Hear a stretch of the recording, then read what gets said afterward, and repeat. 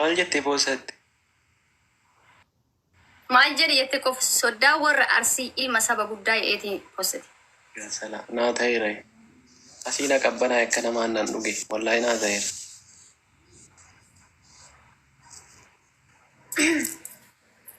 Ishi qixaati anillee si qaxa. Wallaahi si qaxa. Kitaabtaaf godha anillee qixaati maqaxa'ani. Waan ati na adabde hunda sana na dabama abshir. Kitaabtaaf godha. Samii bayinaan hin jedhin malee waan dachiirra jiru hunda saasiifa na dabama.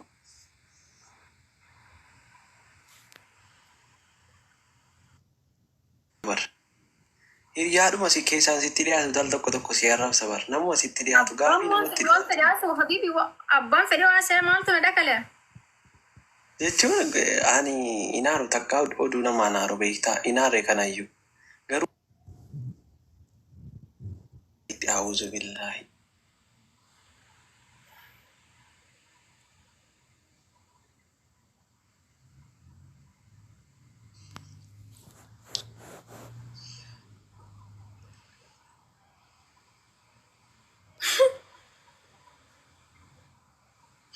Ishi.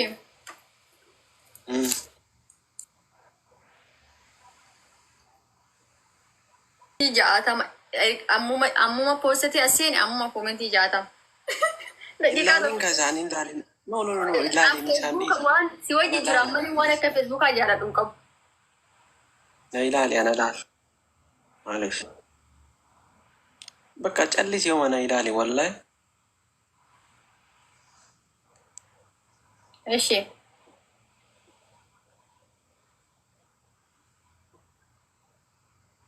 Amma akkosii ilaaluun hin qaanfadhaan booddee yeroon si biraa deeme si yaada ammas daddafeensi yaada sii gate. Dhugaa dubbachuu. Amma nagaaluun qaanfattaa? Amma ija koo keessatti iskiriinshuut godhee si kaa'uun qaba sii galee akkasitti jirtu kana nyaara. Innaan illaahi uzurrii hossiisu. Kalas hin laalin hin deeminati. Nagattee hin deemin dhugaa dubbachuu. Ishi. Iskiriinshuutiin si godhaa ijaan as ilaali. Okey qophooftee.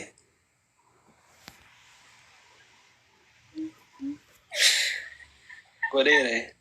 Suuraa sadiin si kaafadhe dhugaa dubbachuuf. Faaruma na goote isaa? Suuraa sadiin si kaase. Lama ija kana keessatti lama tokko as keessatti.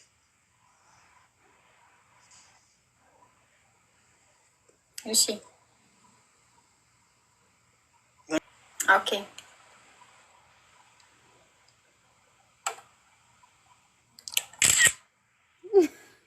Allahu akbar. An dhugumaan si kaase.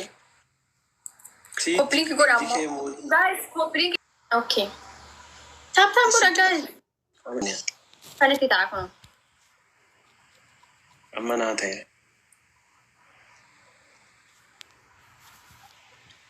Poostii kee ilaalee dhufe warri jedhaatan achumaan aadii tolchaati tiktok feesbuuka kiyya akkuma kudhanii naa galchaa. Pirofaalii kiyya. Waan baay'ee natti toltu waan baay'ee qabda garuu. Waan xiqqoo keessaa wanti baay'ee natti toltu yeroo hunda sirriitti shaffanattee dhuftu. Bakka kana dasna jette wallaahi. Thank you. Ammallee gara fuula duraa harka kee yeroo achi deddeebitu as mul'attu kun dhokachuu qabdi.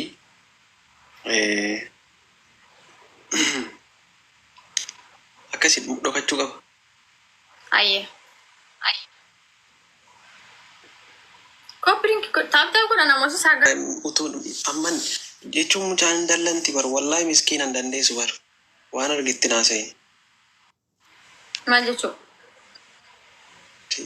Eeka miskiin hin dallanti waan argitti naasa'e. Dhaqee poostii ammaa kaasaan. An dhaqee poostii FB irraa kaasa. No akkana raggaxxitti itti naasa'inidha bara akkana raggattu sanatti.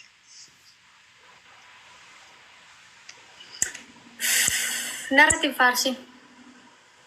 Faarsaa Oh my goodness jetti faranji. Faarsaan jiru bar. Akkana raggattutti yoo si raggatte fakkeenyaaf amma tokko isiin shamaraa lammaffaa hiriyaadha. Wallaa hiriyaadha immoo wanta biraa miti. Miila kee gaddee.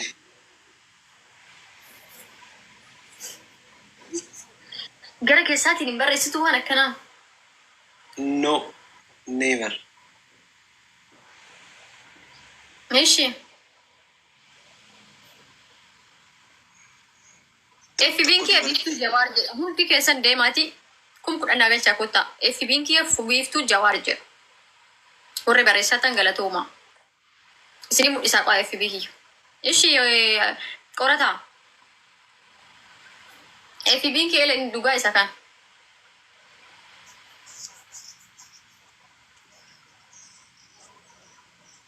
Inni dhugaadhaa isa kan. Atoo maal narraa jaallatte yalla. Waan narraa jaallattu sadii, waan narraa jibbitu sadii. Abdaa. Amala qabeessaa. No. Amala yeroo jettu.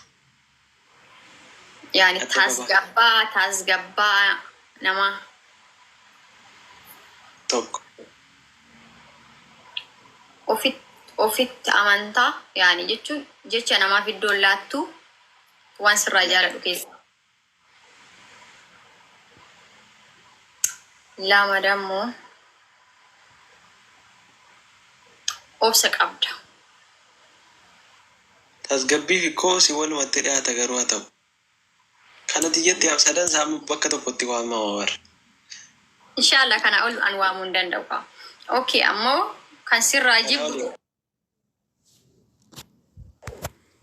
Kan narraa jibbitu sadii. Nama dhalaa narra faarsitaa. Tokko.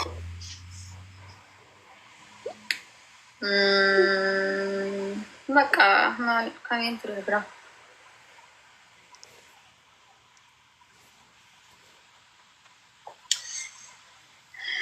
Narra faarsitaa. Miira namaan eeyiduu. Ittuma cabsita waan qalbii kan kee keessa dhufe namni kun irrifataa hin ta'uu hin jettu. Lama.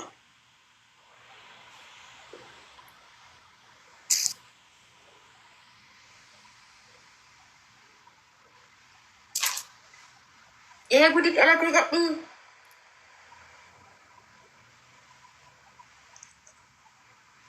Poostii amma ustaaza guddaa wajjin godheera. Bismillahi ustaaza biyya keenya afaan Oromoo beeku miti. Yoo ustaazni addunyaa irraa dhufee arge poostii nama poostii godhameen kaafamu abadan. Never. Ustaazni maal ijoollee akka qofa akka kee jalaa godha sila. Adii fireendii dhokko ustaazota hundan fireendiidhaan ko annama guddaa bar. Gadheen nan beektu basirra wargita argu. Namni guddi saatii kana oonlaayinii raamee si jalaa maal godha dhugaa dubbachuuf amma hinaafaa keessa galaan jira. Seenanii ilaalan akkasin jedhe odoo jalallee jiraatan. Inuma salphanneessa. Nama guddaa yoo ta'e